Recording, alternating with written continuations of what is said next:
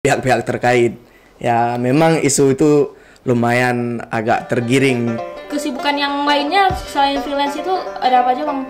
Apa? Bukan dulu 2014, 2016 ataupun 17.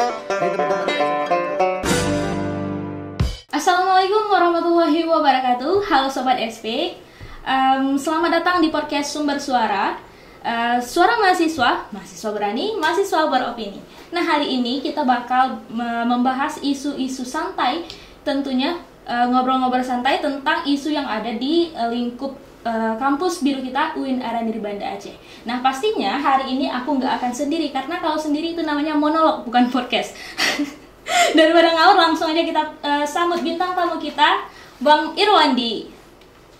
Kling. Nah, halo Bang, gimana Halo, kabarnya? gimana? Alhamdulillah sehat. Tari gimana? Kabarnya alhamdulillah sehat, alhamdulillah ya.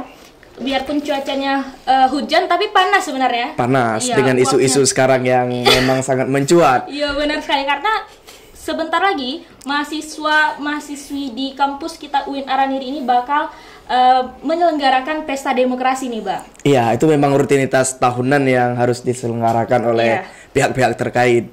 Ya, memang isu itu lumayan agak tergiring panasnya di kampus kita.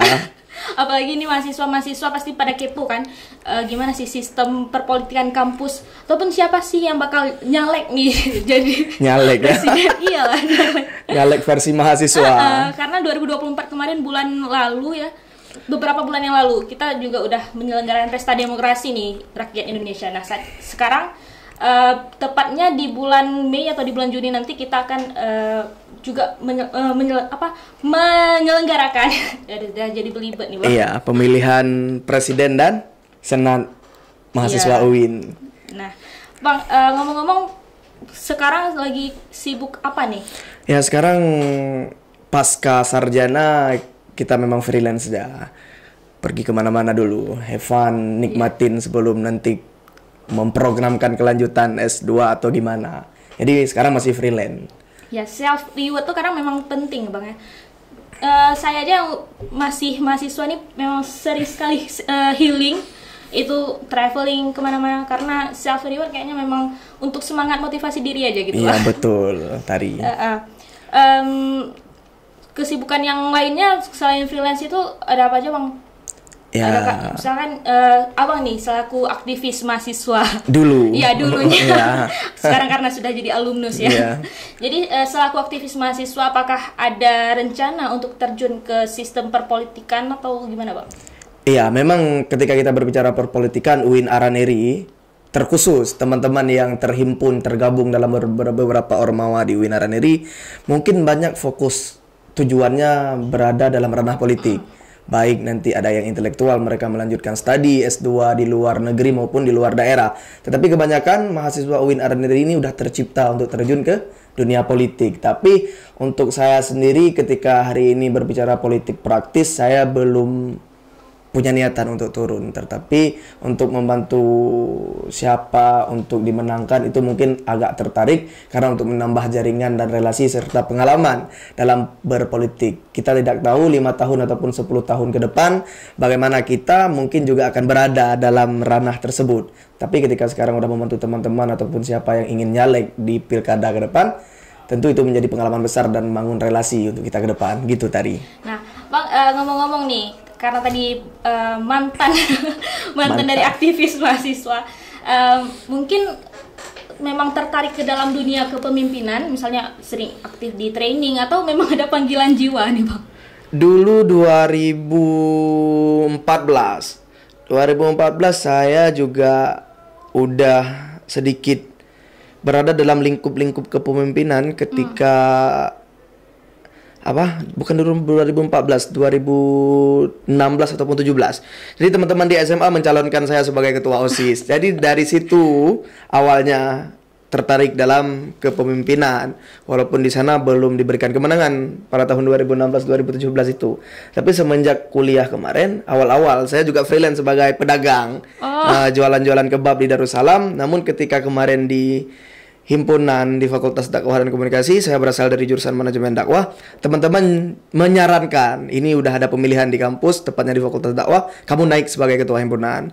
Saya katakan saya lagi jualan, mungkin nanti waktu saya akan terbagi dan harus banyak mengatur time management yang bagus. Tapi kata teman-teman, nggak apa-apa, naik aja, itu ada kami di belakang, kata mereka.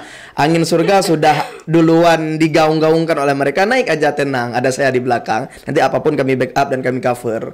Tetapi kenyataannya ada, tetapi hanya separuh yang tinggal. Nah, setelah itu baru dicalonkan kembali sebagai Ketua Senat UIN Araneri periode 2022-2023. Baru hengkang juga. Nah, di situ mungkin udah digembleng duluan di himpunan dan dimanapun juga mengikuti beberapa macam training menengah nasional, menengah awal di fakultas dan sebagainya macam. Mungkin juga terhimpun di berbagai macam eksternal, HMI, kami, PI dan sebagainya macam, sehingga bentuk kepemimpinan itu sudah dilahirkan, tinggal diimplementasi dan direalisasikan. Nah, bagi saya pesan kepada teman-teman, Ormawa UIN Araneri adalah wadah untuk teman-teman mengaplikasikan ilmu-ilmu kepemimpinan baik di tingkat jurusan, fakultas maupun universitas. Nah, ketika tadi menanyakan apakah memang udah tertarik dengan kepemimpinan, ya saya sudah dilatih di sana. Tinggal menuju ke pemimpinan praktis besar. Ya, itu mungkin 10 ataupun 15 tahun ke depan gitu, Tari. Apakah jadi wali kota Banda Aceh? Atau maaf presiden Indonesia? Saya domisili di Sigli. Insya Allah nanti kita pulang kampung dan membangkitkan kembali kampung halaman kita. Iya. Ngomong-ngomong Bang, memang kalau misalnya dukungan dari teman-teman itu memang sebenarnya sangat signifikan ya untuk jadikan motivasi kita maju. Soalnya kan waktu SMA dulu ya, Tari juga pernah dicalonkan jadi ketua OSIS. Tapi Tari menolak karena ada kegiatan-kegiatan lain di luar sana. Tapi memang mereka nggak tahu antara mereka yang mau tampil tapi malu atau memang butuh seseorang yang mereka dorong gitu. Iya, itu memang udah sistem lokal yang memang sudah beriringan kita hadapkan. Maksudnya di sini teman-teman di samping kita ini selalu, kalau bahasa Aceh dibilang kae kayu. Bedenang kae itu nalun di kota lengan. Selalu mereka mengatakan hal seperti itu. Di balik menyemangati kita, membakar semangat kita, ya itu juga benar seperti tadi bilang, itu menjadi motivasi kepada kita bahwasanya ada sekeliling kita yang masih memperhatikan kita dan melihat kita bahwasanya kita layak untuk memimpin mereka. Walaupun sebenarnya sebagian tinggalin kita ya. Ya, itu udah hujung nanti gimana. Ya. Nah Bang, berbicara tadi keikutsertaan Abang nih di periode 2022 di 2023 sebagai Ketua Senat Mahasiswa, itu apa sih harapan yang mengantarkan Abang di posisi tersebut? Iya, Tari, berarti motivasi ketika dicalonkan kemarin juga terbenak di pikiran bahwasanya ketika kita berbicara Senat Mahasiswa ini merupakan fungsi legislatifnya mahasiswa. Dan beberapa tahun ke belakang bukan tidak bagus, tapi mungkin stagnan di itu aja. Bagus mereka menjalankan regulasi, bagus mereka menjalankan apapun yang berkaitan dengan legislatif. Namun mungkin motivasi kemarin hanya ingin membangkitkan kembali lebih jauh legislatif di UIN Araneri. Nah, ketika berbicara di kampus yang notabene berada di bawah Kemendikbud, mereka adalah Dewan Perwakilan Mahasiswa. Nah, tapi ketika kita berbicara UIN Araneri, kampus Islam, kita adalah Senat Mahasiswa. Itu berjenjang dari Senat Mahasiswa Fakultas sampai ke Senat Mahasiswa Universitas. Itu regulasi koordinasinya kita turunan dan koordinasinya saling melengkapi untuk membangkitkan legislatif. Nah, jadi harapan dan motivasi teman-teman mahasiswa ini mengenal bahwasanya di sini bukan hanya ada eksekutif, bukan hanya ada himpunan, bukan ada Dema, tetapi kita juga ada legislatifnya di sini yang memang teman-teman harus juga berproses di legislatif. Tidak semuanya harus menyeluruh ke eksekutif. Teman-teman misalkan di Sumber Pos, di PMI dan lain-lain yang ada di UKK UKM UIN Araneri juga ke sana harus menyeluruh. Jadi apapun yang kita kerjakan di UIN Araneri ada wadahnya tersendiri. Legislatif, eksekutif, UKK dan UKM tempat berproses dan wadahnya mahasiswa. Ya, makanya tujuan saya membangkitkan legislatif dengan membuat beberapa kegiatan event untuk mendongkrak bahwasanya UIN Araneri juga punya legislatif yang bisa kita ikut dan kita bisa berkembang di sana. Nah, itu Bang. Tari. Nah Bang, seberapa persen nih terrealisasi yang tadi Abang bicarakan tuh? Ya, jika kita katakan berapa persen mungkin tidak sempurna dengan apa yang sudah dirapat kerjakan. Namun ada beberapa event besar yang saya bawa pulang seperti Musyawarah Kerja Nasional, itu menjadi wadahnya kampanye Senat. Di sana saya buat sebesar-besar mungkin agar mahasiswa tahu ini event dari siapa, siapa yang menyelenggarakan. Ketika mereka sudah mengetahui Senat, mereka juga akan kepo kembali apa sih itu Senat mahasiswa. Dan akhir-akhir ini saya lihat ketika saya turun ada sedikit harapan untuk Senat, teman-teman sudah mulai menyukai Senat mahasiswa itu. Nah, lalu ada beberapa kegiatan juga seperti inisiatif kemarin membuat Duta Gender UIN Araneri bekerja sama dengan PSGA UIN Araneri yang melahirkan teman-teman ikon pelopor kekerasan seksual di UIN agar hal-hal yang tidak kita inginkan itu tidak terjadi di UIN Araneri. Makanya kita buat pelopor setara tersebut. Dan juga ada beberapa hal lain yang mungkin kita turun riset itu menjadi wadah yang baru kita kembangkan, dan juga beberapa lain untuk menampung aspirasi teman-teman di UIN Araneri dengan kita membuat riset di setiap fakultas.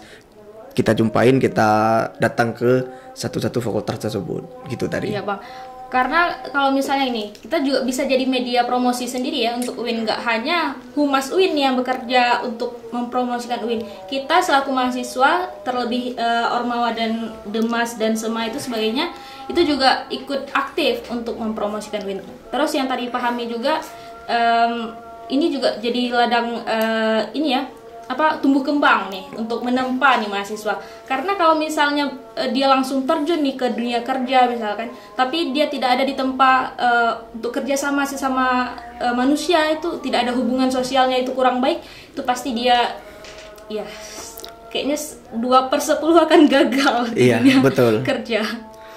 Nah, jadi sepakat dengan yang tadi katakan, media promosi tidak sepenuhnya sama humas ataupun akun-akun campaign yang ada di UIN Araneri. Tetapi sebenarnya promosi itu memang harus dari kita mahasiswa UIN Araneri. Kita menjadi pelopor apa yang UIN Araneri berikan, itu yang kita kembangkan isu di luar. Juga dengan apa yang kita geluti di UIN Araneri, itu juga kita bawa keluar. Ormawa-ormawa di UIN Araneri saya rasa sangat berkualitas. Mereka menciptakan, membentuk kader-kader yang sangat luar biasa.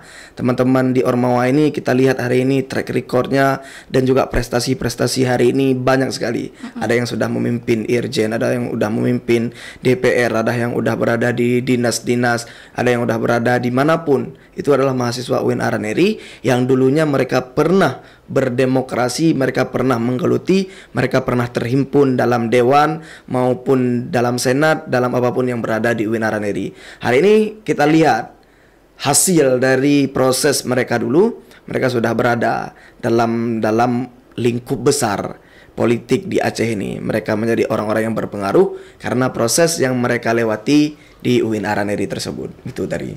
Ya, Bang, karena ini kita akan menghadapi pesta demokrasi tadi. Kita kembali lagi ke topiknya. Iya, siap. Pandangan Abang sendiri nih untuk sistem perpolitikan kampus, terlebih untuk pemilihan presiden mahasiswa di kampus UIN Araneri itu seperti apa, Bang? Ini menarik ya. Sangat-sangat menarik karena itu yang ditunggu-tunggu sebagian besar mahasiswa UIN Araneri. Pemilihan pimpinan senat mahasiswa dan pemilihan presiden mahasiswa. Ya, bahkan teman-teman mengikuti dari awal hingga akhir siapa yang terpilih. Nah, namun teman-teman belum bisa merasakan secara keseluruhan. Ya, betul. Itu yang menjadi PR dan pertanyaan terbesarnya kita sebagai mahasiswa UIN Araneri. Nah, mungkin terbenang di benak tadi, Bang, kenapa kita harus memakai sistem pendelegasian? Ya. Kenapa kita harus memakai sistem MUBES? Itu cukup banyak ditanyakan oleh mahasiswa UIN Araneri, karena ini memang hal-hal yang menarik ketika kita melihat kampus tetangga kita melaksanakan pemilihan raya yang menyeluruh terseluruh kepada mahasiswanya. Nah, mungkin UIN Araneri kenapa belum bisa menyelenggarakan seperti itu. Nah, tetapi sebelum kita memasuki ke sana, kita katakan bahwasanya pemilihan mahasiswa UIN Araneri ini, pimpinannya dari pimpinan Dema, pimpinan Sema, dan siapapun itu yang dipilih itu menjadi ikon tersendiri dalam Ormawa. Saya katakan ketika ada pemilihan, maka dinamika mahasiswa UIN Araneri itu hadir kembali. mahasiswa UIN Araniri itu ketika sudah menghadapi pemilihan, mereka akan kembali melakukan negosiasi yang sangat luar biasa dengan mendekati secara personal, persuasif dan sebagainya macam hal kepada teman-teman yang memimpin. Hari ini unsur paling penting ketika pemilihan adalah ketua himpunan. Nah, itu tadi. Ini memegang peran penting ya. Ini menarik kita ceritakan. Ketika adik-adik kita nih, ketika dulu misalkan kita tanya, gimana ada niatan naik ketua himpunan? Alah bang, Enggak dulu. Saya fokus kuliah dulu bang. Saya ini bang. Tapi ketika mereka sudah menjabat sebagai ketua himpunan, ketika pemilihan sekarang mereka yang dicari. Iya. Ya. Assalamualaikum, di mana dek? Ngopi bareng nih. Ngopi bareng dulu. Sampai mereka yang harus menentukan stempel saya harus bawa kemana, itu ketua himpunan. Nah lalu selanjutnya baru nanti akan menentukan sistem kemana saya harus bergabung. Saya harus melihat kandidat calon-calon terkuat dan berkompeten. Karena ketika berbicara terkuat, secara kuantitatif dapat, tetapi ketika secara kualitas belum tentu dapat.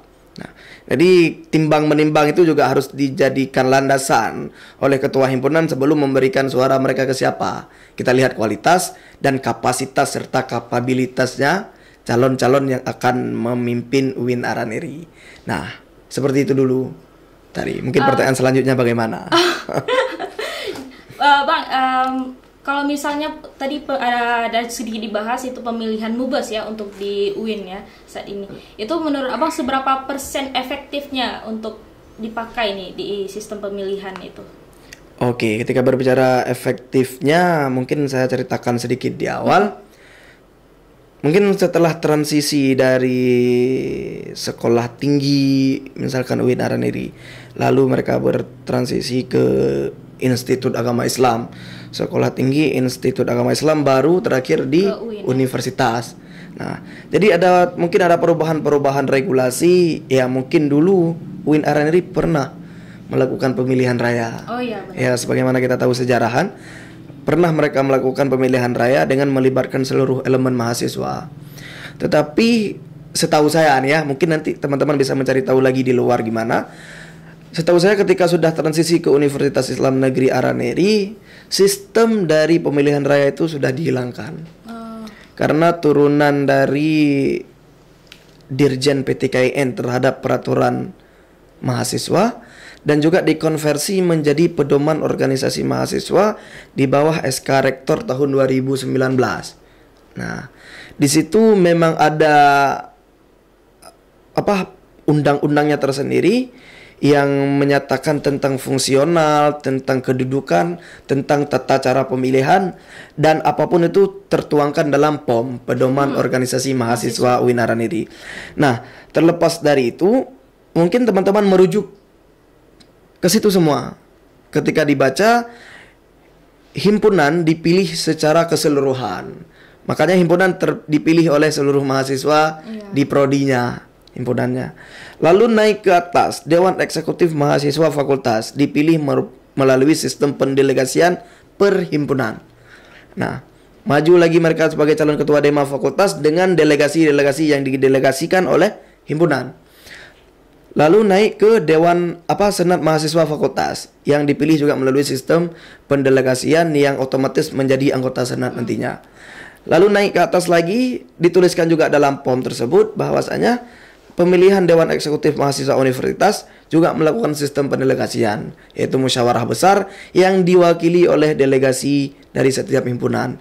Dan juga untuk Senat Mahasiswa Universitas dipilih oleh anggota Senat. Ketika sudah dikukuhkan anggota Senat, mereka lulus fit dan proper test, mereka sudah diberikan pengumuman kelulusan, mereka akan musyawarah untuk memilih pimpinan mereka. Ini simulasinya seperti simulasi Dewan Perwakilan Rakyat. Ketika mereka sudah duduk di parlemen, mereka akan menentukan kembali siapa ketua yang harus memimpin DPR ini. Sama juga di Senat, ketika mereka sudah terhimpun dalam Senat, melalui fit dan proper test ini, mereka akan duduk kembali untuk membincangkan siapa ketua Senat kita, siapa wakil dan sebagainya macam hal dalam forum musyawarah besar. Nah, seperti itu tadi. Ya, jadi teman-teman di UIN ini merujuk kepada pedoman organisasi mahasiswa yang diturunkan melalui turunan Dirjen PTKIN. Nah, seperti itu. Jika tadi tanya seefektif apa, ketika kita lihat sisi sebelah ini, saya juga ingin berharap bahwasanya seluruh elemen mahasiswa ikut terlibat andil dalam pemilihan presiden mahasiswa. Dan ketika kita melihat satu sisi kembali, ketika dilaksanakan pemilihan raya ini mungkin akan menguntungkan sebelah pihak. Contoh yang ingin saya ceritakan, ketika mungkin ada satu calon yang face-nya, look-nya memang oke, ya, good looking. Jadi teman-teman perempuan ya pasti ke sana tanpa mereka melihat track record ataupun kapasitas dia. Ya, lalu mungkin di UIN Araneri kita tersebar dengan mungkin kebanyakan perempuan, ya otomatis si calon yang good looking ini bakal mendominasi suara. Dan teman-teman tidak melihat dari kualitasnya dia. Nah, dan mungkin yang satu lagi agak menengah sedikit, ya dia akan berada di bawah karena mungkin lebih ketertarikannya kepada si yang good looking ini. Itu dua sisi yang sangat berbeda. Tetapi harapan yang pertama memang kita ingin melihat bahwasanya pesta demokrasi UIN Araneri ini dirasakan oleh seluruh mahasiswa. Tetapi ya pertimbangan sebelah seperti itu juga. Jadi pertimbangan mungkin yang harus diketahui oleh kita semua bahwasanya mungkin dari Dirjen PTKIN itu merumuskan undang-undang ini dengan berbagai macam pertimbangan juga. Ya, ketika mereka memilih untuk melakukan pemira di UIN Araneri ataupun di kampus Islam negeri di Indonesia, ya mereka mempertimbangkan itu. Nah, namun kata mungkin seseorang yang mengatakan bahwasanya ketika seseorang terpilih dalam forum mubes dan pendelegasian, itu adalah pemimpin yang sudah cakap dalam segi apapun, dalam segi lobby, dalam segi speaking, dalam segi apapun itu, diplomasi itu mereka sudah dapat. Karena lebih susah melakukan pemilihan pendelegasian musyawarah besar ini daripada pemilihan raya. Pemilihan raya ini tersebar semuanya, mereka tidak mau tahu siapa yang harus terpimpin, mereka nggak mau tahu, mereka hanya tahu mereka harus coblos.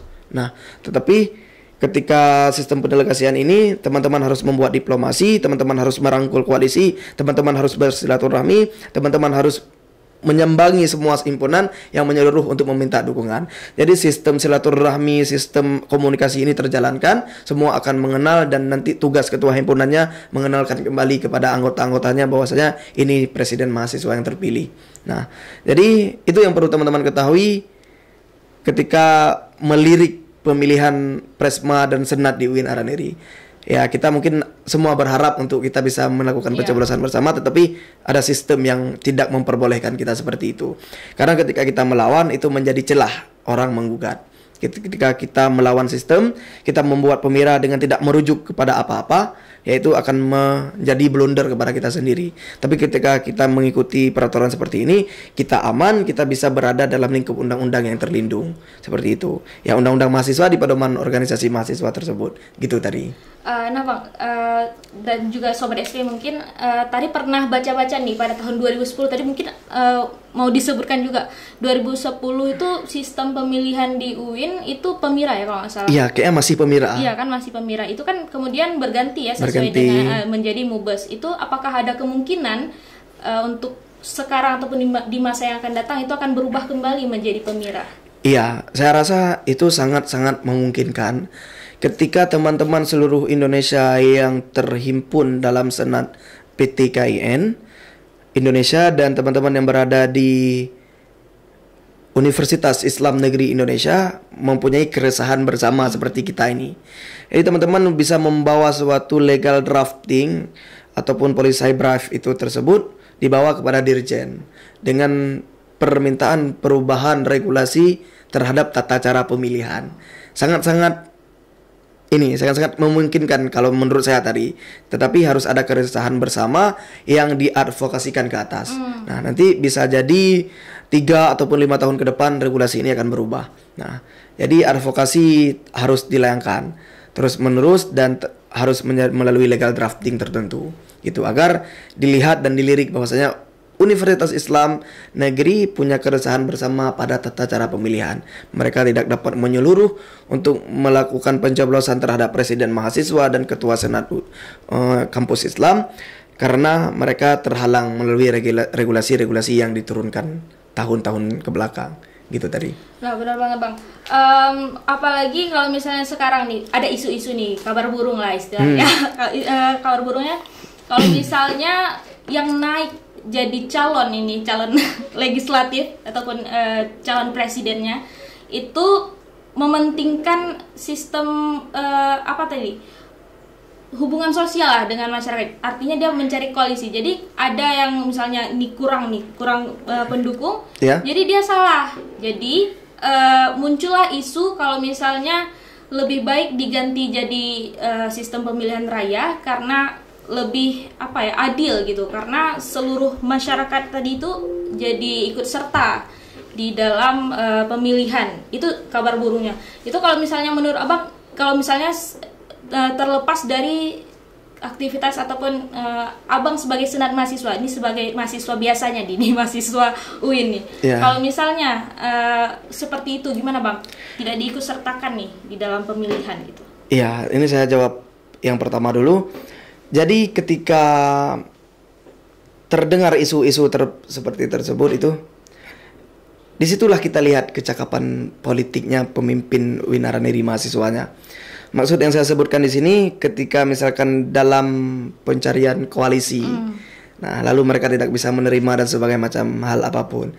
Jadi ketika mereka datang silaturahmi kita juga harus melakukan tes, baik secara psikologis, baik secara personal, dia itu harus kita tes. Nah, kan kita tidak mungkin memberikan langsung keputusan saya akan mendukung kamu dan saya akan bergabung dalam koalisi kamu. Tapi ketika dia datang dengan membawa omongan yang ini tidak cocok sebagai pemimpin, lalu dia datang dengan membawa kita harus melakukan perubahan, perkembangan dan sebagainya macam, dia membawa gagasan ini baru cocok seperti pemimpin. Jadi ketika ada beberapa calon yang datang kepada kita untuk menawarkan kita masuk koalisi, kita harus juga melakukan. Ini kapasitasnya bagus, ini kapasitasnya tidak bagus, ini etika bagus, dia etika nggak bagus, dia psikologis bagus, ini psikologis nggak bagus. Semua kita tahapan dalam fit dan proper test versi kita sendiri. Nah, lalu kita baru bisa menentukan kemana kita harus bergabung. Makanya ketika ada yang bilang mereka kewalahan dalam mencari koalisi dan mereka mau mengganti sistem musyawarah ini menjadi pemirah, ya itu kita bisa ukur bagaimana kemampuan dia berdiplomasi, komunikasi yang tidak bagus, diplomasi yang tidak bagus, dan gagasan yang tidak bagus. Maka orang tidak akan menerima dia. Coba dia bawa gagasan bagus, diplomasi bagus, pasti dia akan mendapatkan koalisi yang banyak dan dia tidak akan mengeluarkan lagi statement seperti itu karena dia sudah memiliki koalisi yang banyak. Tetapi ya selalu orang-orang yang minim koalisi ini mengatakan hal seperti itu karena mereka ya sudah pasti bakal kalah gitu. Dan mereka ingin merombak sistem untuk pemirsa yang nanti akan menjadi 50-50 kembali. Kan seperti itu. Nah, ya mungkin itu yang bisa saya katakan ketika ada perubahan-perubahan seperti itu dan teman-teman mengatakan harus melaksanakan pemilihan raya daripada musyawarah. Itu tadi. Nah Bang, untuk sistem kampanyenya sendiri dari masing-masing koalisi, itu apakah diselenggarakan secara terbuka, tertutup, atau tidak ada kampanye nih Bang?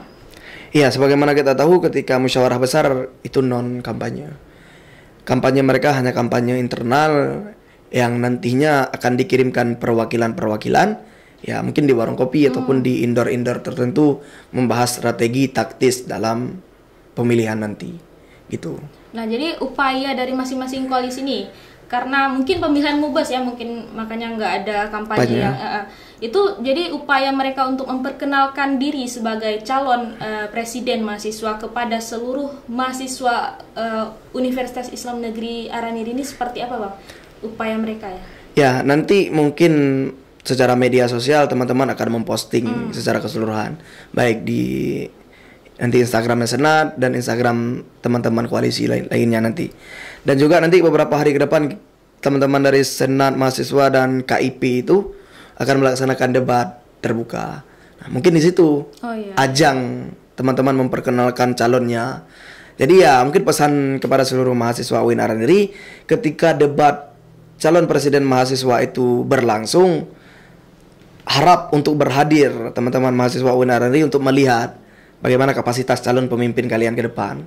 Jadi ketika kalian hanya duduk diam dan mendengarkan tanpa melihat langsung, mungkin akan berbeda situasinya. Tetapi datang dan saksikan ini calon pemimpin kalian di debat terbuka nanti yang akan dilaksanakan oleh Senat Mahasiswa UIN Araniri. Gitu. Untuk tugas dari Senat Mahasiswa ini seperti apa Bang untuk di sistem pemilihan ini terutama? Jadi di Senat mungkin hampir semua Senat mempunyai komisi pemilihan. Kalau di masa saya dulu di Komisi 4 ada komisi pemilihan yang punya ketua dan sebagainya macam hal. Nanti mereka akan merumuskan tentang bagaimana perekrutan KIP tersebut. Nah, lalu setelah itu KIP yang akan melaksanakan tugas dan fungsionalnya dari tahap pendaftaran hingga nanti tahap pemilihan. Lalu Komisi 4 hanya memonitor saja dan Ketua Senat hanya sebagai head leadernya yang akan mengambil keputusan dan situasi tertentu nanti akan ada Ketua Senatnya gitu. Jadi ketika sudah dirumuskan oleh Ketua Pemilihan di Komisi 4, mereka akan mengatur regulasi untuk pendaftaran KIP dan KIP akan mengatur pendaftaran calon sampai nanti setelah pemilihan. Gitu. Oh, jadi KIP ini apa ya waktu kemarin pemilihan ahli negara bukan ya? Apa kemarin? Abdi negara. Ya, jadi yang tapi di kita nggak ada PPS. Siapa di sini yang PPS? Silahkan komentarnya di bawah. Ya, kita cuma ada KIP di Winaran ini. Untuk sistem pemilihan KIP-nya itu KIP-nya itu sendiri seperti apa tuh Bang? Ya pertama mungkin Komisi 4 mensosialisasikan kepada seluruh himpunan dan nanti himpunan mengirimkan delegasi untuk KIP-nya. Nanti KIP terhimpun terpilih sebanyak 43 orang. Lalu mereka akan merumuskan kembali siapa yang akan menjadi ketua KIP, sekretaris KIP dan bendahara KIP. Ya, lalu di bawah nanti ada bidang humas, administrasi, informasi dan sebagainya macam hal itu melalui peremputan KIP-nya sendiri gitu. Sistem peresmian sendiri KIP sendiri itu seperti apa Bang? Jadi ketika masa saya, ketika sudah ada nama dan bidang-bidang tertentu yang sudah mereka pilih, mereka akan menyerahkan dan saya akan membawa nama-nama tersebut ke atas untuk di SK-kan. Nah, jadi legalnya adalah SK mereka. Dan mungkin tidak dapat diganggukan, mungkin turunan dari pimpinan-pimpinan atas yang meng-SK-kan KIP gitu. Oh, berarti mereka adakah juga tes placement tesnya gitu atau enggak? KIP kalau masa saya nggak ada placement tesnya. Jadi saya menaruh harapan besar kepada himpunan, saya kirim surat untuk dikirimkan delegasi untuk KIP. Tetapi saya tidak update untuk tahun-tahun ini gimana ya. Tapi ketika mungkin dilakukan placement test itu lebih bagus untuk kita lihat kompetensi mereka. Ya, gitu. Apalagi kalau dengar-dengar karena tadi sendiri kan nggak terjun di dunia senat mahasiswa, jadi nggak tahu bagaimana sistem yang seperti apa. Itu ketika KIP ini udah disahkan tadi dari resmikan, apakah mereka ada disumpah? Seperti kan kalau misalnya senat ini kan mereka disumpahkan, saya berjanji gitu. Kalau KIP sendiri gimana tuh Bang? Di Winaran ini mungkin tidak ada sumpah untuk KIP, namun mereka legal dengan SK-nya. Gitu, itu menjadi landasan mereka bekerja, menjadi landasan mereka untuk dapat melakukan hal apapun berdasarkan SK yang dikeluarkan. Namun juga ada pertanyaan seperti itu. Ketika nanti mereka tidak netral gimana? Karena nggak ada sumpah. Karena nggak ada independensi yang kuat itu. Ya, itu mungkin terlepas dari teman-teman di KIP sendiri, ketika sudah menanggung beban tanggung jawab dalam melaksanakan pemilihan ini, ya kita juga selalu menekankan bahwasanya tidak ada hal yang tidak netral di sini. Kalian harus berada di tengah, netral dengan apapun calon. Kalian berada dalam prodi tersebut dan di prodi tersebut mengeluarkan calon untuk presiden mahasiswa, kalian tetap netral untuk melaksanakan tanpa melihat bahwasanya ini adalah abang ataupun adik saya yang berada di prodi tersebut. Gitu yang kita tekankan selalu. Tadi satu lagi pertanyaannya Bang, mungkin ketika adanya sengketa pemilihan nih, misalnya setelah terjadi pemilihan, terus ada masalah nih, kemudian kan ada sengketa pemilihan, itu siapa yang bertanggung jawab? Nah, pengalaman 2023, pengalaman 2023 digugat dan yang menggugat sangat banyak ya. Nah, jadi bagaimana resolusi konflik terhadap problem ini? Jadi yang bertanggung jawab di sini adalah yang pertama ketua senat, yang kedua ketua pemilihan, ketua komisi pemilihan, dan ketua KIP. Nah, jadi bagaimana problem solving yang kami lakukan terhadap masalah ini? Yang pertama kami baca dan kaji dulu gugatan teman-teman ketika pasca pemilihan. Ketika pasca pemilihan kami kaji gugatan-gugatan mereka apakah rasional atau memang tidak rasional untuk dimenangkan gugatan mereka. Dan pengalaman 2023 teman-teman bagus berdinamika dengan menggugat kembali, namun ada beberapa poin yang tidak rasional untuk diterima dan harus dipertimbangkan kembali. Jadi ketika kami rembuk kajian dengan ketua pemilihan, ketua KIP, dan saya sendiri, kami memutuskan untuk menolak gugatan karena memang tidak kuat dengan validasi terhadap otentik pemilihan tersebut. Jadi tidak diterima. Jadi proses sengketa itu digugat, lalu kami mengkaji, lalu kami membalas gugatan tersebut. Seperti itu. Nah, jadi teman-teman yang menggugat pun tidak lagi mempeributkan karena mungkin dengan alasan-alasan yang kami berikan dalam menolak itu mungkin rasional kepada teman-teman. Nah, mungkin baru-baru ini juga di Pilpres Indonesia juga baru-baru ditolak. Ya, digugat dan ditolak oleh MK. Nah, seperti itu juga prosesnya. Cuman kita nggak ada kuasa hukum yang harus diperdebatkan kembali seperti itu. Jadi menurut Abang apakah harus ada kuasa hukum? Sebenarnya lebih bagus seperti itu. Ketika menggugat, mereka harus dibawa dalam satu forum, mereka membawa kuasa hukumnya, mereka membawa calonnya, mereka membawa data dan apa kecurangan tersebut nampakkan kepada kita. Sebenarnya bagus seperti itu. Tapi mungkin ya teman-teman belum dengan sosialisasi yang menyeluruh dan kita juga harus mempertimbangkan ketika melakukan hal-hal seperti itu. Nah, jadi ya mungkin belum terrealisasi. Mungkin teman-teman ke depan itu saran yang bagus ketika ada yang menggugat, berikan kesempatan teman-teman untuk berdialog di dalam suatu ruang, bawa kuasa hukum bukti yang otentik untuk kalian menangkan sengketa presiden mahasiswa dan senat mahasiswa di UIN Araneri. Seperti itu.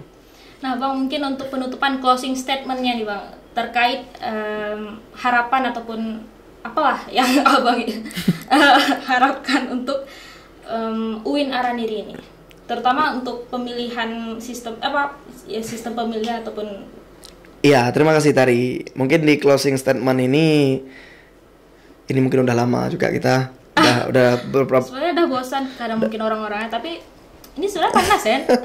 Padahal gua panas juga nih. Luar biasa nih kita berbicara tentang pemilihan, nanti teman-teman akan merasakan sendiri. Iya. Namun di closing statement ini saya ingin mengatakan bahwasanya organisasi mahasiswa UIN Araneri ini adalah organisasi yang berkualitas, berkapasitas. Teman-teman mempunyai koordinasi yang bagus, teman-teman memimpin DEMA, teman-teman memimpin SEMA, teman-teman memimpin UKK, teman-teman memimpin UKM, teman-teman memimpin himpunan.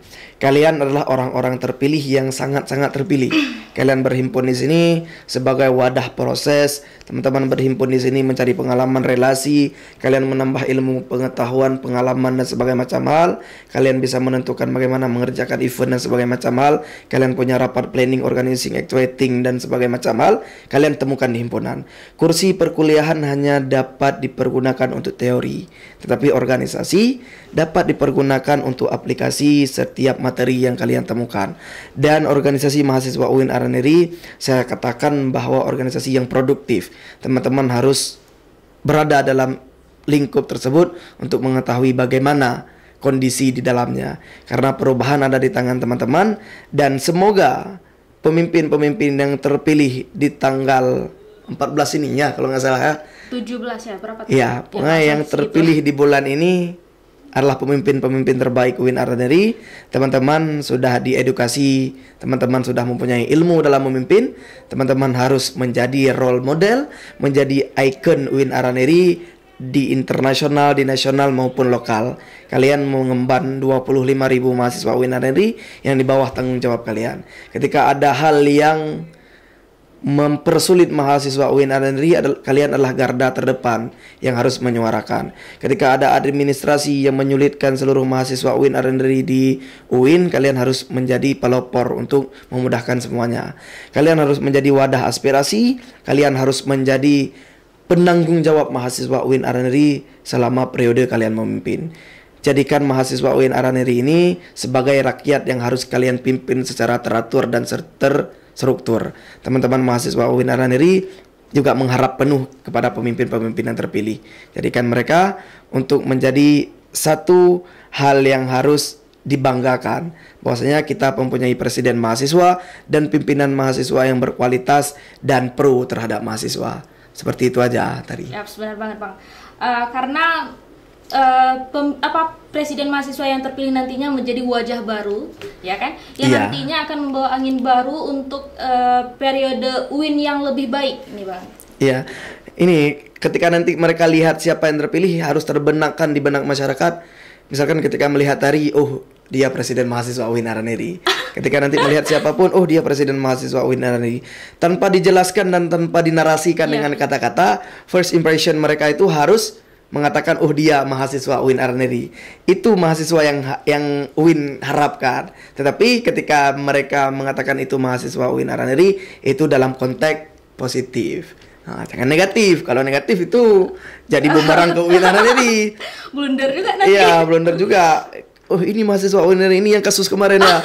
Nah, itu mencoreng. Tetapi buatlah prestasi. Ketika orang melihat kita, mereka akan terbenang. Oh, dia mahasiswa UIN Araneri yang berprestasi. Gitu tadi. Bang, dengar-dengar hobinya nyanyi ini. Nggak nyanyi. Mungkin bisa karena kan berbagi kan nggak mesti materi, yes, anak dakwah nih. Nggak dulu ya. Nggak dulu. Nanti kita nyanyi di panggung lagi. Kita tunggu 10 album dulu ya, Iya. baru bisa. Oke, mungkin Bang, tadi udah harapan, tadi juga udah ada motivasi. Ini rencana Abang ke depan nih sebagai alumni tepatnya dari Fakultas Dakwah ya, Iya. dari jurusan media, dari manajemen Manajemen dakwah. dakwah. Ya, itu rencana Abang ke depannya seperti apa? Ya, kalau berbicara secara personal ya pengembangan karir dan peningkatan kualitas diri. Tapi secara eksternal juga kita harus bermanfaat kepada orang-orang, memberikan apapun yang bisa kita berikan, dan yang terpenting rumah adalah rumah. Kemanapun kita berangkat, berarti saya harus juga pulang ke manajemen dakwah. Saya harus juga pulang ke Fakultas Dakwah. Saya juga harus pulang ke UIN Araneri di suatu saat nanti. Nah, jadi ke depan kita harus berproses terus. Nanti kita temukan mungkin golden generation dan bonus demografi. Demografi. Bonus demografi 2045 mungkin ada di tangan kita. Kita kembali dengan segudang prestasi dan karir yang semoga insyaallah melejit ke atas. Iya. Gitu tadi. Senantiasa menebar kebaikan karena karena kita basicnya dakwah ya, kan dakwah tidak harus berdiri di belakang mimbar. Iya. Biarpun itu cuman secuil perkataan yang baik, itu adalah dakwah juga ya Bang. Mungkin cukup sekian edisi podcast kita pada hari ini Bang. Mungkin kita bisa sekalian ada tagline-nya nih. Apa tagline-nya? Tagline-nya mahasiswa berani, mahasiswa beropini. Jadi suara mahasiswa, mahasiswa berani, mahasiswa beropini. Mahasiswa berani, mahasiswa beropini. Mungkin gerakannya mahasiswa berani, mahasiswa beropini. Iya, gimana? Mahasiswa berani, mahasiswa beropini. Oke. Siap. Oke. Suara mahasiswa, mahasiswa berani, mahasiswa beropini. Iya. Kita jumpa di sesi podcast selanjutnya. Saya Miftari Rauzah dan saya Irwandi.